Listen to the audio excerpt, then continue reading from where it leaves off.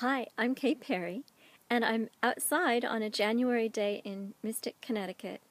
We're having our January thaw, and I thought it'd be fun to show you around the garden, show you what it looks like in winter when there's no snow on the ground. Okay, so we're starting right in front of the art barn. Inside of there is my pottery wheel and a workbench that spend the winter by themselves. I don't visit those during the winter, it's just too cold. I do come out to the compost bins to drop off any plant refuse from our food, and over this way is a big pile of stuff that really didn't get cleaned up last spring, and the blueberry bushes, and we're going to take a walk in. The hoses. This fall had a bunch of things that took attention other directions, so I didn't get a lot of the cleanup done that I ought to have done, but here we are. And the gate. These are things that the gate's going to get fixed at some point with hinges and latches, but it keeps the animals out. So there's a big bucket of water. It has to get dumped. I got the hose partway put away. And the beds. Let's look at the garden. That's the most interesting part. I had a cage that I put over the, there was some parsley in there, and it kept the animals from eating it until the cold killed off the Italian parsley I had. And one lone tall sunflower that remains, and a trellis where the squash was, and another one that fell down in the hurricane in September. It was too heavy.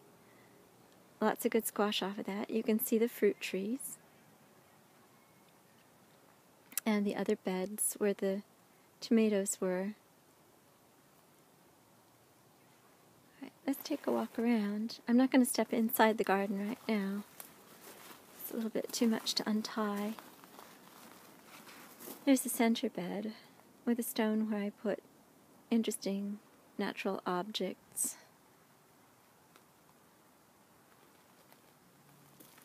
The whole garden is arranged as a solar calendar. The season stones are sitting at north. See, there's a large white stone there in the middle, and a bunch of plants that I didn't get planted this summer because of various distractions, and another stone sitting at north to mark that we're in winter. We've just rounded the corner from the seasons, heading towards spring that will come. And we're walking around the perimeter here. Lumber that's going to be put up to finish this arbor.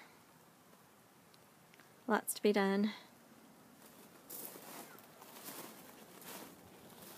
Cosmos plants that were tall, huge.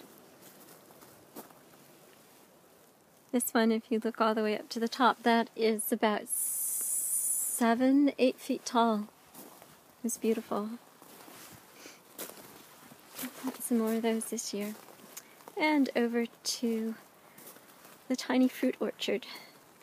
These trees are heading into their third year here. The closest one is the peach, and the one farther away is the nectarine. These were planted last spring, the two pear trees, and then over on the other side is are a pair of apple trees. A little hard to see from here. Take a walk over to them before we get over there. I've got a bed here with,